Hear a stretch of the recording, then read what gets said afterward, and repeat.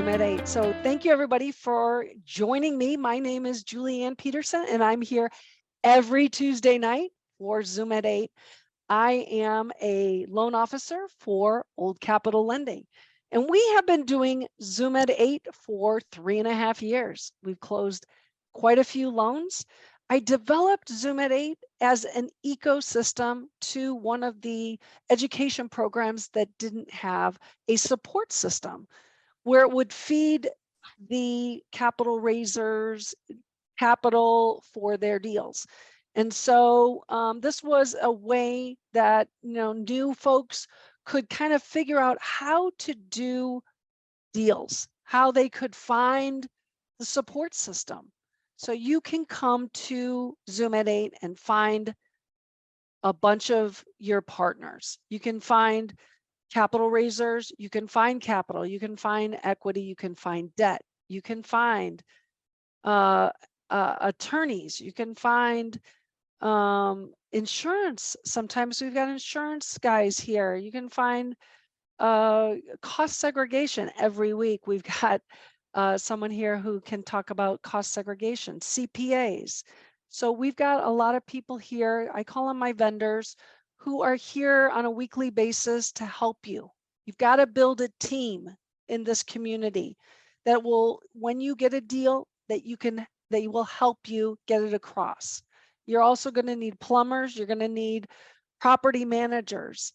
And so 3 weeks out of the month, we have speakers. These are professionals in this industry that will help you understand what it takes. And then 1 week, typically out of the month, we just network. So you get to know all the cast of characters who are in this industry. All right, now it's time to get on with the show. I am thrilled. It's only taken me 3.5 years to get Dustin Miles and Hayden Harrington with us tonight. I met Dustin actually 4 years ago, I think, at a Brad Sumrock event. I was on the bus tour. We went to one of his properties with Rebecca, by the way, Dustin. We stopped at one of your properties. And I was thrilled to meet you. I was impressed. You're just so approachable and I had to get to know you. So I'm thrilled that you guys are here. Dustin has been an entrepreneur his entire life. He started with 6 fix and flips rentals before cashing out and jumping into his first multifamily in 2012. To date, he has syndicated 13 deals and has gone full cycle on 6 of them. Dustin has closed on over 215 million in assets with close to a decade in multifamily operational experience. He's owned and operated A, B, and C class assets and has gone full cycle on, as I mentioned, actually 7 of those. And his average equity multiple, and this is really when you think about what does it mean to me, my 100,000 means how much to me in my pocket. He has gone, his average is 2.1 times equity multiple, which is amazing. And his average hold time is 3 years, 3.2 years. And Hayden Harrington, which is his partner, also with Momentum, is a real estate entrepreneur. He's focused on the large scale multifamily syndications. He currently has 120 million assets under management and actively growing his portfolio. He is one of the managing members of Momentum Multifamily, which is a commercial real estate group focused on buying institutional quality assets for their investors. Tonight, I'm excited to have both of you on because we've got a lot to talk about. I want to focus on a couple things. First of all, thank you guys for being here. I'm excited. Again, as I mentioned, I know Dustin better than Hayden. So Hayden, thank you for being here with us. I'm excited to get to know you better. I've been watching both of you. You've been like, how did you meet each other? How did this partnership come together? I want to know the partnership. I want to get to know about the education. I want to get to know about deal structure. I want to know what sets you apart. I want to know about what your role is. And I want to know about this meetup that you do. And then I want to finish with your words of wisdom. Is that something that we can do? Sounds like a plan. You'll have to remind me of all the things though. I got it all written down, so we'll be okay. Now, Perfect. if what we could do is go to the right-hand side of everybody's screen and pull up those, there's like 9 little dots on the right-hand side, and go to speaker view. And you should see on your screen, at least I see Dustin on my screen. I'm probably on your screen. And then we can focus on who is speaking, and it'll give our attention to tonight's commentary. So anyway, I want to bring our attention to Dustin. Dustin, how did you get to multifamily? I know that you went into single family, but kind of give me your background. Where are you from? What's your background in education? How did you get to single family? Do you have a background, like your family do any real estate? Kind of take me through that. Yeah. So I guess first of all, thank you so much for having us on. Super excited to be here. It's cool to see a few familiar faces, but then some new folks as well. But yeah, I live in Fort Worth, Texas. I'm from here. I went to UT Austin for engineering school, so I'm another engineer that hopped out of engineering into multifamily.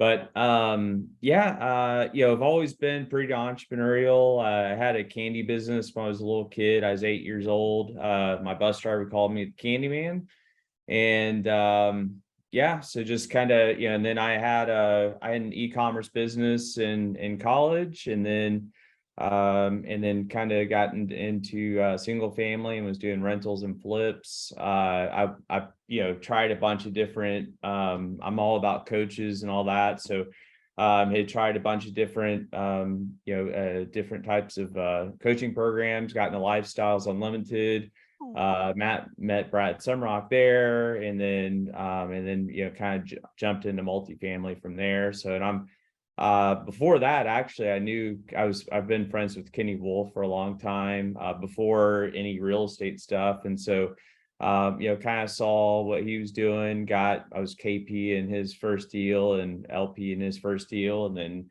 I was like, no offense to him, we're really good friends. So I'm like, if he can do it, I can do this. So, yeah, no prior real estate, experience. I've played soccer my whole life. And, I played soccer with this kid. His family's the Malik family, and they own skyscrapers in downtown Fort Worth and just kind of large commercial real estate. And I just remember as a little kid, I'm like, I'd go to his house. They had like a monster 15-ring house or whatever. And I just remember going to his birthday party, and I'm like, hey, this is my 9-year-old brain. I'm like, if they can do this, why not me? And so yeah, so that's kind of where a lot of that started from. So Okay, and so that was about 12 years ago then. Is that right? 10, 12 years ago? I got into single family about 15-ish or so, Okay. and then and then got rolled over into multifamily about 10, 11 years ago. So Okay, good. All right. And then Hayden, tell us kind of your story. I know that you have 120 million, but how did you get started in this? Sure. Yeah, and thank you just again, Julie, for having us. Really appreciate it. I got started in real estate pretty early. My dad, he was an engineer by trade, and about every other year growing up, he would pick up a new single family rental. And so him being the engineer, he wanted to figure things out. He wanted to do everything himself. So I got dragged into everything. So we were doing all the work, work ourselves on these homes and these rentals, self-managing and all that. And over the years, just, learned a ton. Cause like I said, we were doing all the rehabs, we were doing all the managing. And it was a lot of fun, but after you do it for a while and start to realize how hard it is, how long it takes, and the problems that come up, you start to want to go bigger pretty quickly. And so that's where kind of the seed got planted in me of wanted to go into multifamily. So did single family, as a teenager growing up, did it for a long time, but really wanted to try to make that transition over to multifamily. And it's just all about understanding the game. I can't remember who said it, but single family and multifamily are very different. There are similarities, but it's apples and oranges. It's two different things. And so my first step was definitely trying to understand how this industry works, how the game is played, so that I could then figure out how to add value to it and get to where I am now. But that's kind of where it got started really a long time ago. But you can only, after busting up so much tile, you want to get into the multifamily pretty quick. So did your dad go into multifamily, or is he still in single family? He's still doing single family. So every time I go see him, he's in Richmond, which is Southwest Houston. Every time I go see him, he drags me into another project. But and that's he loves it though. So I don't think there's one right or wrong, but it's just what do you love doing?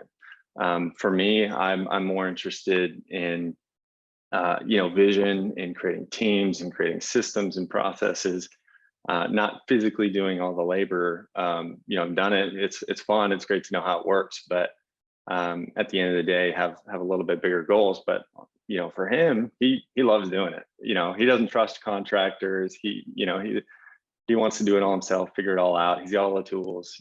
So it works for him, and he has a great time with it. Yeah. I dragged my kids for 30, well, no, not that long, 20 years, to all my single family homes, and they're revolting. They will not go into real estate. So I love the fact that you are doing it. It's very encouraging. I just cannot get them to do it. So now, Dustin, I'm so curious about this because I know you had been doing deals with other people before, and then all of a sudden I saw you find Hayden, and then all of a sudden your marketing changed, and it got you, the two of you guys started doing some really fun, creative things, and I was like, it looked fresh, and I was like, oh wow, you guys are partnering, and it made you, Dustin, come alive.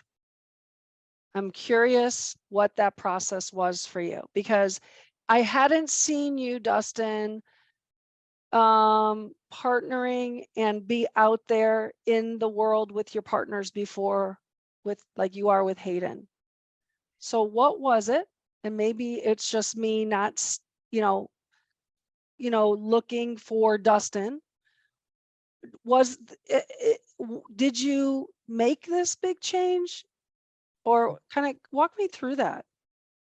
Yeah. So, a lot of the our marketing looks really good because of Hayden. So, but, yeah, I think it was, partially just kind of maybe a timing thing. I actually, this sounds super, there was this, business networking app called Shaper, or still is called Shaper. I met you guys sift through a lot of stuff, and I don't a lot of no offense to MLM but lots of being just sold. It was very transactional, and as opposed to both Hayden and I are just very relationship based. And so anyways, met a handful of actually really good people on there, all 3 or 4, and Hayden was one of them. And so he was trying to find someone in multifamily, and to potentially partner up with and all that. And we kind of started a meetup, and so it's kind of any just partnership in general, try to go kind of don't necessarily like to just jump into a deal together per se. And so really I guess the meetup was kind of a way to kind of test each other out and see if it was a potential fit or not.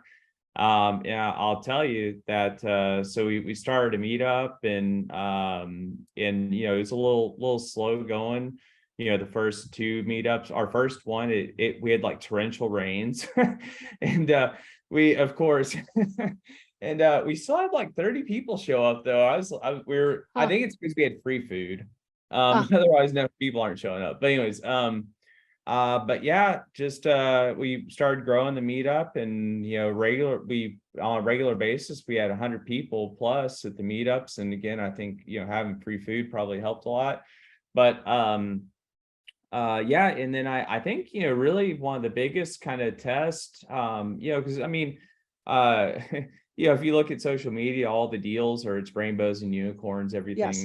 everything's rosy, right? But that's not reality. So so I guess kind of a test early on, just to see how we work together, is we were like, hey, let's do a charity event.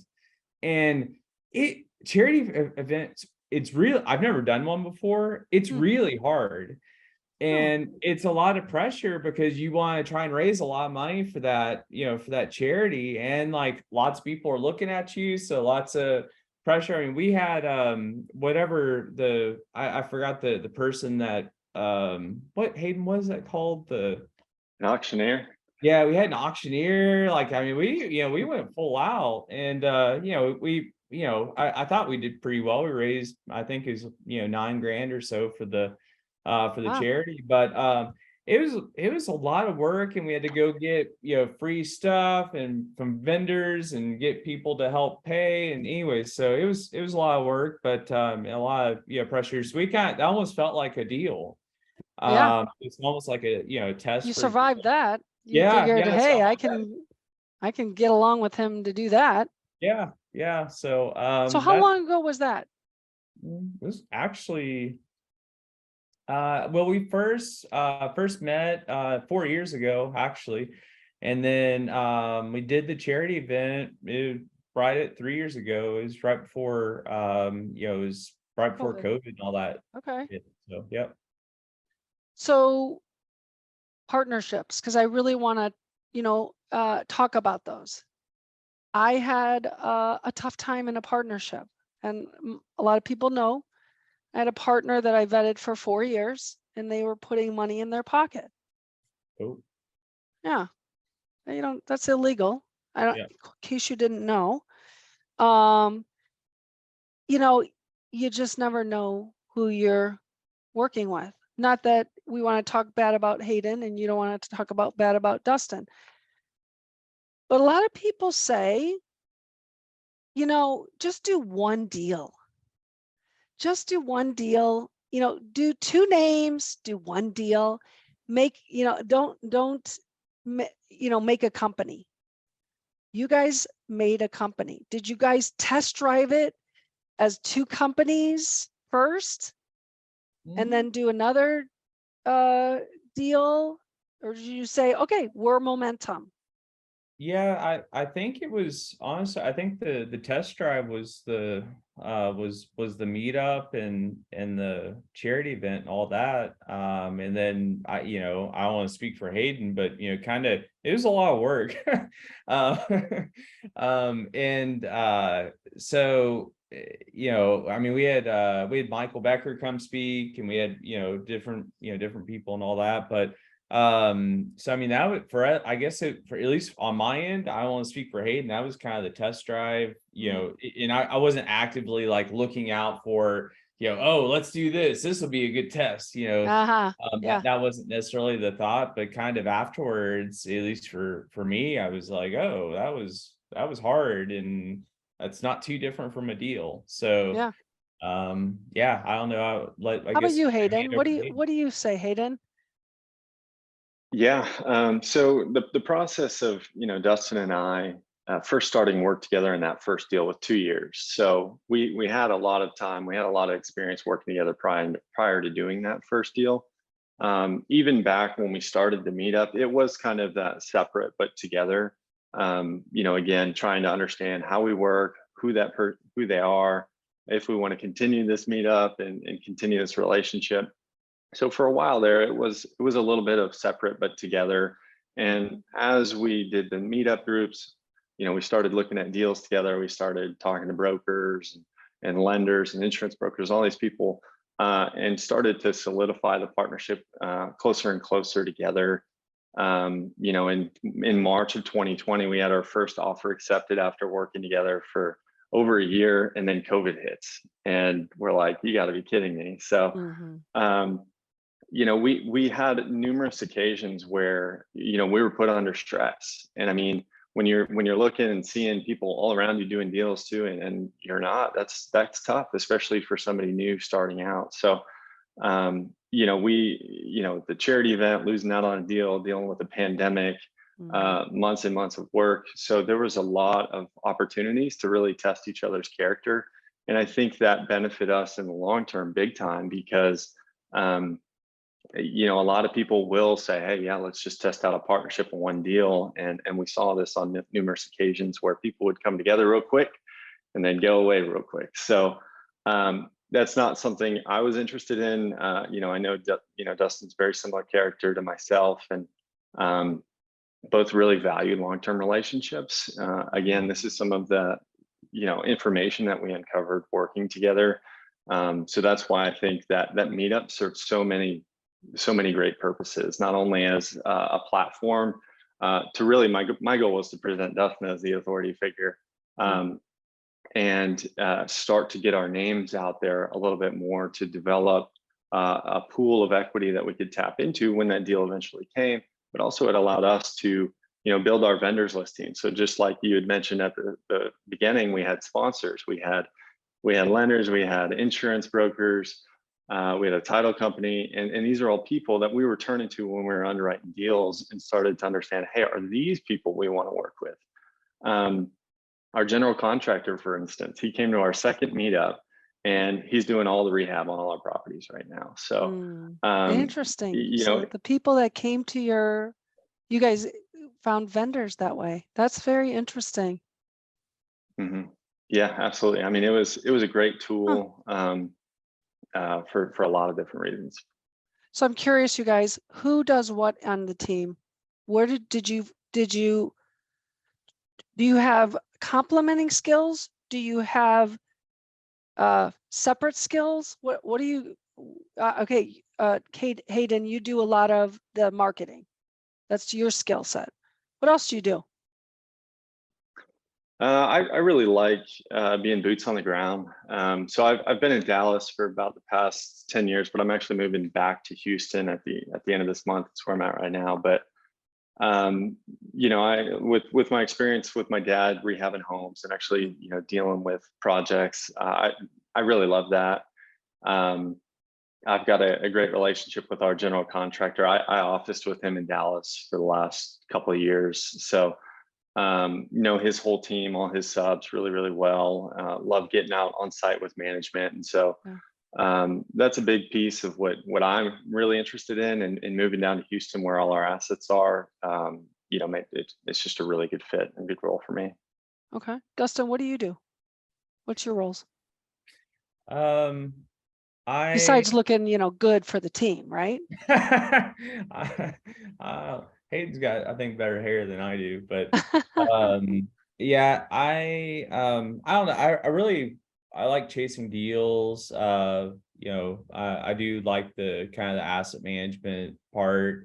Maybe a little more on the financials than kind of more of the boots on the ground, but I like chasing deals. I like talking to investors. I don't necessarily like raising capital, just to be very blunt about that, but I mean, it's kind of a necessary evil for us, but that's not something I don't think either of us really enjoy. So how do you do that? How do you do the capital raising? Do you have capital raisers? I mean, that's a big shortfall. We can raise capital. We can raise a good bit. It's just it's not something we necessarily thoroughly enjoy.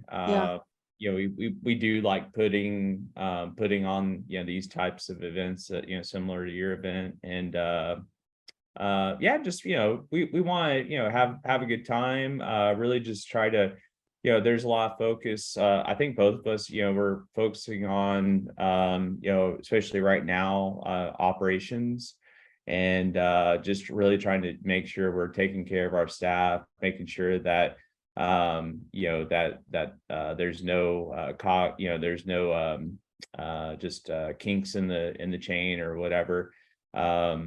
So yeah, I don't know. I guess more of chasing deals and talking to investors, and but there's definitely some handoff. I mean, when we're chasing a deal, we're both sitting down and looking at it and trying to, why should we not do this deal? So trying to shoot holes in the deal and all that. So who's the underwriter? Hayden usually kind of takes the first pass, and then we if it looks interesting, then we kind of both just sit there and kind of go over things, look at comps, and just try and vet as much as we can. So Okay. Now, do you guys use the same property manager on all your deals? yeah, and we have the same regional for all of our deals too. Okay. And your properties are where? All in Houston? Yeah, they're all in the burbs. So Okay. we kind of kid around. It'd be cool to have a property at every exit around Beltway 8. So tell us a little bit about Houston. I bought a deal there a year ago, and it's really changed over the last 4 or 5 years, right? I mean, it's really changed. A lot of people over the last 2 years have really gone there. Yep. Yeah, so we like the burbs. We were very, very picky on areas. We probably could have picked up, another 500 doors if we wanted to, but we just, we won't compromise on location. So there was a deal, it was right next to a dining mall, and we just couldn't get excited about it. So really, I mean, and then the properties that we're buying, I mean, we're naming them after my son. So we extra incentive to make sure it goes well. But we're buying most of the stuff we're looking at is 2000 or newer. It's in the burbs, good schools, low crime. They all, I mean, not to sound boring, but they all look the same, and that's by design. If you line them up next to each other, they all look the same. So we have our branding, we have our colors, we have our interior packages. We're in rinse and repeat mode right now, so we're looking to, we want to scale. We want to be smart about it. We're not going to be, we watch other people and all that, and there's some people we model after and some people we don't, but we really like Houston, really like DFW, and we'd like to grow portfolios there. So I know one of the things that you guys have done is a before and after pictures that you've shown. I think they're amazing. They're very compelling. They make me want to invest with you guys. Do you have any that you could share that you have loaded up? And if not, we can keep talking and Hayden can load that up. And I think it would be great to show our audience, because I know that you just you did some painting recently on one of your recent deals, but the interiors are always fun to see. They really put an understanding of where people's money goes, right? Just let me know, Hayden, when you're ready. It's shareable now, so Okay. Yeah, I can pull it up for you. And while you're doing that, where are you at today with the market the way it is? Are you pencils down? The Henry. We're actually closing a deal next week on Monday, so we're still active. I guess through COVID too, we took a pretty proactive approach. So I don't know if we'll ever be pencils down. We're always looking at deals. We're always talking to brokers. We're always underwriting. So because in times of uncertainty, that's the most opportunity to learn, to grow. And so especially during COVID, we saw a lot of other groups that said, now what's the point of underwriting where everything's in lockdown, you know? And that actually led to this deal. And Oh. this was, you know, a steal of a deal. This is a Henry at Liberty Hills. We bought this. It's in Northeast Houston, 2012 asset. We bought it for 128 a door. I mean, you've got C stuff going for more than what we paid for this. And so I think that's really what happens when you stay active, you uncover opportunity, you see deals that, you know, 90% of the people that put pencils down don't ever get a C. And so there was only a handful of offers on this deal when we were offering on it. Yeah, it's been a great asset. And so yeah, we can go through some.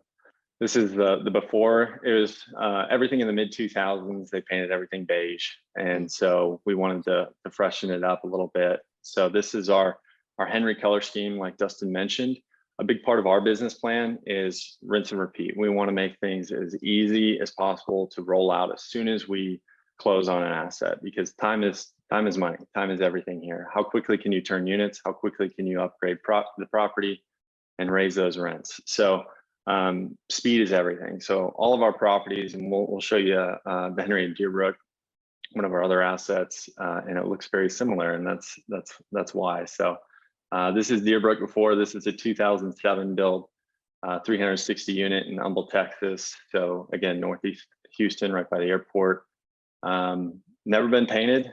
So again, one thing we love about these assets is typically they just haven't had any capital injected in them since they were built. We bought it from the group that bought it from the developer. So when they bought it, they didn't need to put money into it. And so when we get it, that's what we love about these first gen value adds is it's a total value add. A lot of times 60s, 70s, 80s deals have changed hands a dozen times and you've had a dozen value add programs go through them. So we really like these properties because behind this, you know, ugly siding here, the bones are still good. And then typically you're in better locations and you have better tenant bases. So we made that pivot during COVID because frankly, there was a lot of risk and there wasn't really light at the end of the tunnel when we were buying Liberty Hills. And we said, how can we reduce our risk? And that's what we're always, like Dustin said, we're always poking holes in deals and asking that question. How can we reduce risk? At that time, it was, nobody could evict. And obviously, if you can't evict and you have a major mechanical system go out on you or something like that with an older asset, that's going to put you in a world of trouble. And so that's when we started to make the shift to newer assets and started to discover, oh, wow, there's, oftentimes 100% value add on these opportunities, and started offering and ended up getting them. But here's the after, again, same colors, exact same scheme. And it really makes things, as soon as we take over an asset, we already know what we're painting properties. We don't have to put up samples. I mean, I was chatting with our general contractor one time and he said it took 3 months to pick out a paint color. And that's lost time, that's lost revenue. There is, especially when you have a bunch of partners, they can't make a decision. So it's great. Yeah, absolutely. Liberty Hills, again, this is a 2012 asset, but when you stepped in the clubhouse, you would have thought it's a lot older. It was pretty dated. I'll go to the after just to show you we brightened it up, did all new flooring, all new paint, fixtures, furniture, rebuilt the kitchen here, and just a total transformation. Yeah, it turned out really, really good. And then here's Deerbrook. We had people saying it looked like a retirement home. I mean, they had DVDs over here. Like I can't remember the last time I saw a DVD.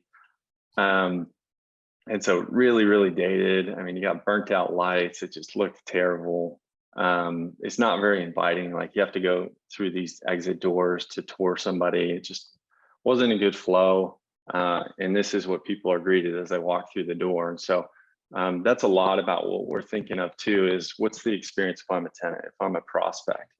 And so one thing we did, and this is the after, is we blew out that entire back wall because we want a straight shot view to the pool, see all the way through the clubhouse, see the amenities, and have that kind of wow factor as soon as you step in the door.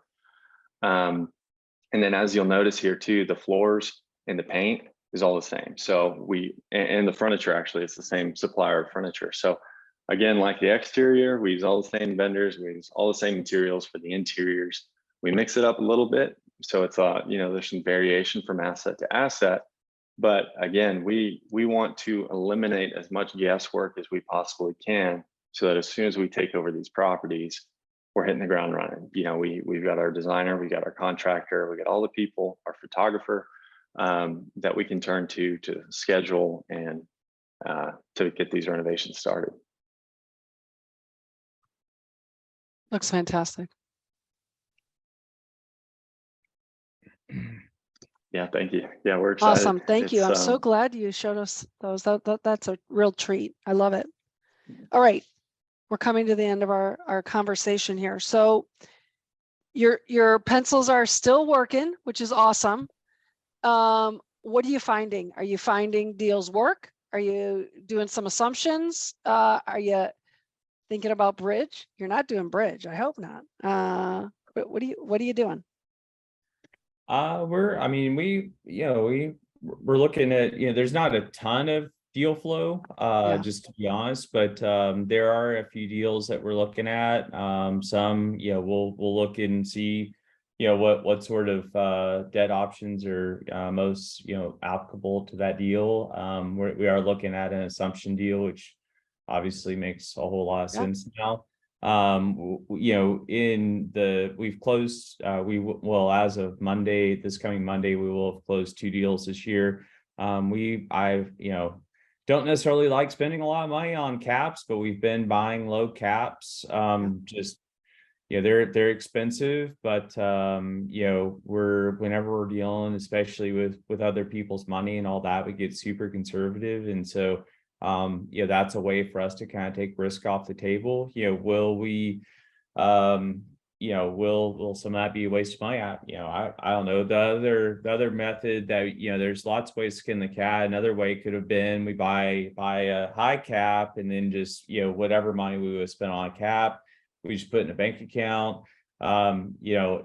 If rates do run higher for longer, we could be, in a tough spot, potentially, going that way. So, I don't know, we went conservative, and so that's how we underwrote those. But yeah, we are looking at some, we're not opposed to bridge. It's just, we'll just have to kind of see, we like caps and like trying to be conservative, and don't like spending. We're going to wire, in the next few days, we're going to wire 1.5 million for a cap. So, So what did you get? A 1%, 2% cap? What did you get? No, we're at 50 basis points. And Look at you. That's good. That's then smart. our lender was moving around on the got retrated a few times, but Yeah. we've been told it's approved, so we're excited. But so they moved our SOFR floor, so we're having to buy a floor out too. And so anyways, so having to spend a little bit, but we built in, to our credit, I'll pat ourselves on the back, I guess, a little bit. We did negotiate up front a credit with the seller. If our interest rate cap over a certain amount, then we get a credit. So. Yeah, that's great. That's great. All right. So last question. Each of you, words of wisdom. What would you share? Words of wisdom for our investors, our audience here. As an investor, what would you tell them? Words of wisdom. Yeah, I can give some just general things. I'll